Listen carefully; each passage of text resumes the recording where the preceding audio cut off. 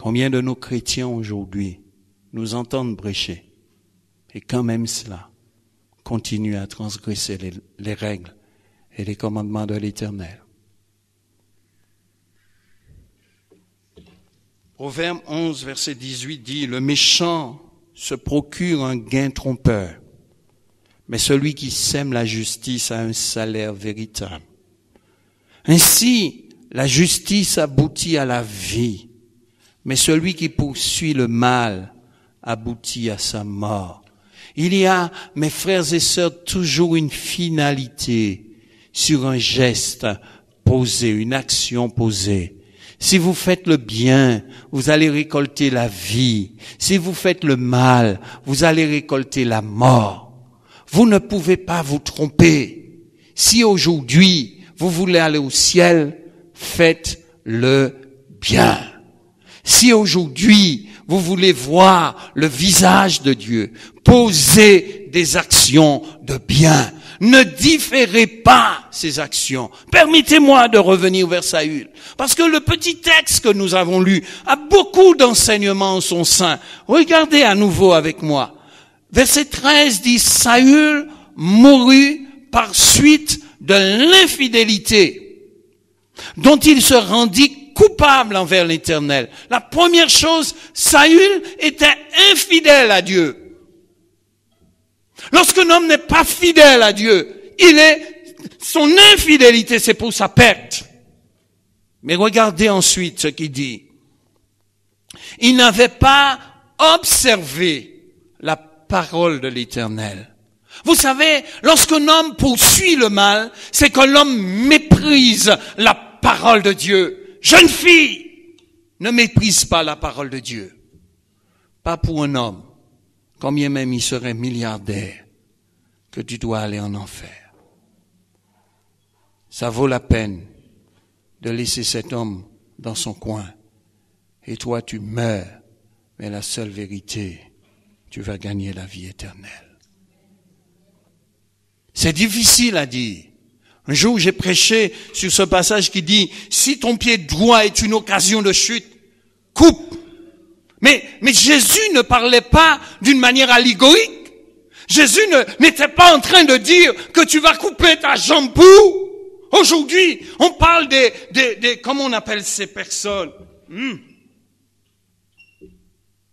On parle des gens qui violent. On est arrivé à tout stade, à tout type de mutilation pour les violeurs, récidivistes. Ça, c'est la société. Et vous croyez que notre Jésus était en train de dire de manière allégorique, si ta main droite qui ne fait que voler, tu vas l'attacher dans ton dos? Jésus t'a dit de le couper. Il faut couper, mon frère. Ce qui est un problème dans ta vie, il faut l'éliminer. Jésus n'était pas en train de parler de manière allégorique. Il était sérieux. Et dans son sérieux, il posait une réalité. Et je crois qu'aujourd'hui, pasteur, si j'ai un problème avec mon bras, je le coupe. Et je peux aller plus loin. Si mes yeux sont des problèmes, je peux les éliminer. Parce que je veux voir le ciel. Ça part. Et quand on parle de tout cela, on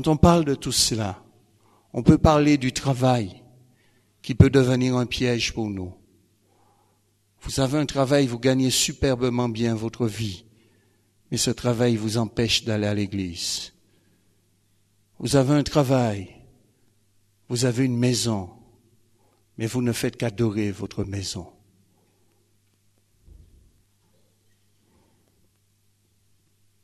Un jour, un homme vient vers Jésus. Il dit, bon maître, que puis-je faire pour gagner la vie éternelle?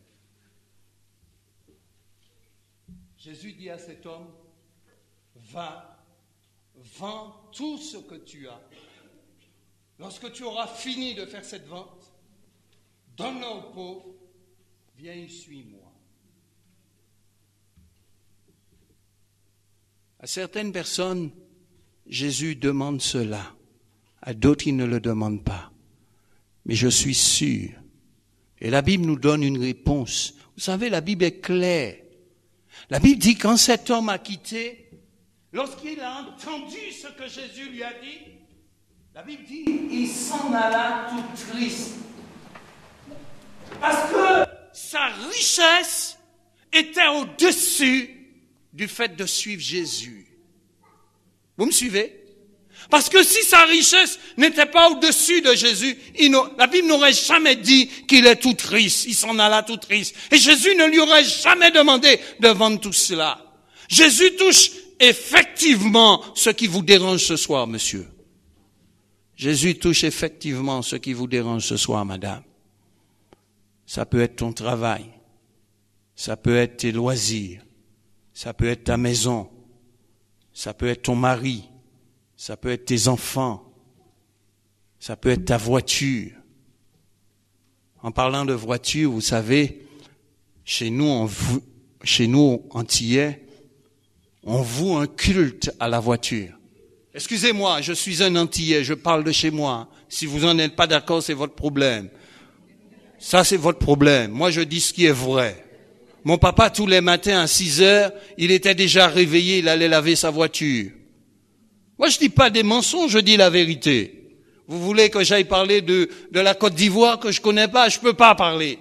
On me prendra pas au sérieux. Mais chez moi, aux Antilles, il faut voir ça. Il y a des gens qui font des kilomètres pour aller laver, astiquer la voiture. Et même, il y a des personnes qui vouent un culte à leur voiture. Si jamais vous faites le malheur, quand vous faites un créneau, de toucher, d'effleurer la voiture. Non. Là, vous avez touché à la voiture de Monsieur Osier. On voue un culte à bien des choses. Le seul culte que nous pouvons vouer, c'est à Jésus. Et cette même attitude-là, nous devrions la transférer sur Christ. La Bible déclare que la justice de l'homme, qui se croirait juste, qui se croirait parfait, qui se croirait bien, qui se croirait sans péché. Moi, je suis né, David dit, moi je suis né dans l'iniquité. Ma mère m'a conçu dans le péché. Je ne peux pas être conçu autrement. Je me satisfais que je suis parfait. La Bible dit, la justice d'un homme est comme un vêtement souillé devant Dieu. Si vous croyez, monsieur, que vous êtes parfait. Moi, je tape jamais ma femme, hein.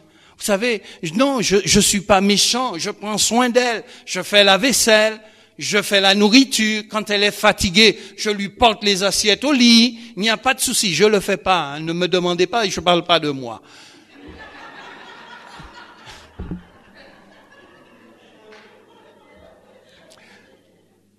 Et vous dites, mais comme vous faites ça, vous êtes parfait. Mais c'est pas vrai. C'est pas ça qui fait de vous un être parfait. Monsieur, mais quand vous serez marié, même si vous apportez le plat, le petit déjeuner, tous les samedis matins, à la même heure, la même cuisson, il y aura un samedi, elle va vous dire quelque chose qui vous plaira pas. Parce que c'est comme ça. Ça, c'est la réalité.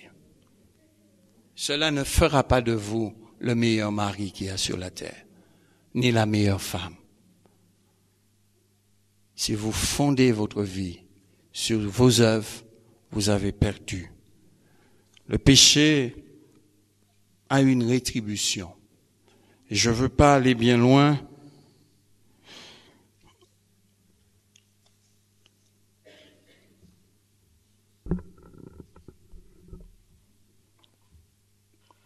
Jésus a dit plusieurs choses.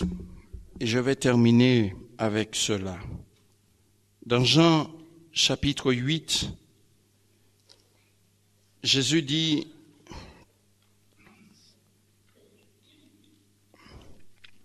au verset 24, et il leur dit, verset 23, vous êtes d'en bas, moi je suis d'en haut.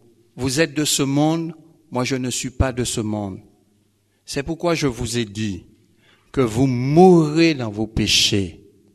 Car si vous ne croyez pas ce que je suis, vous mourrez dans vos péchés. Si vous refusez de placer votre confiance dans la personne de Dieu, de Jésus, si vous refusez d'accepter Christ, il n'y a aucune alternative à votre salut. Vous me suivez?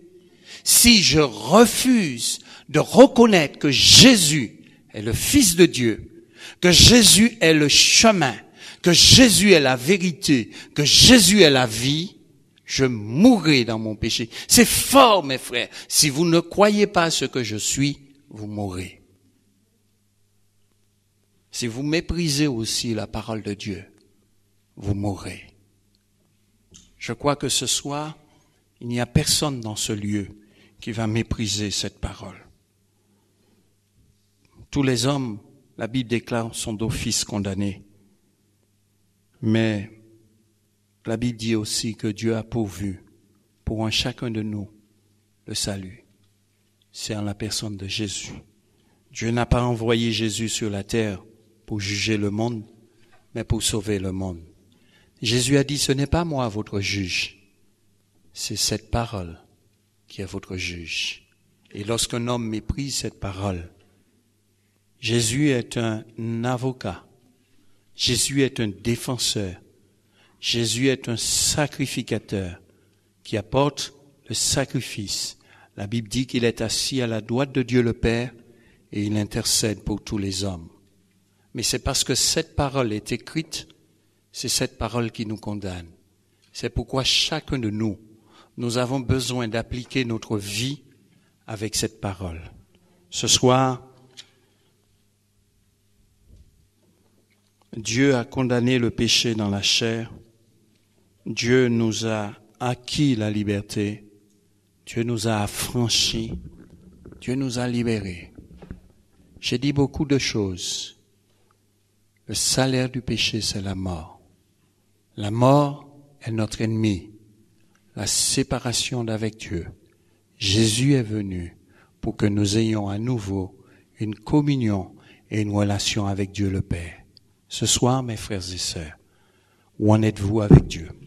Est-ce que vous allez restaurer cette communion? Est-ce que vous allez redévelopper cette relation?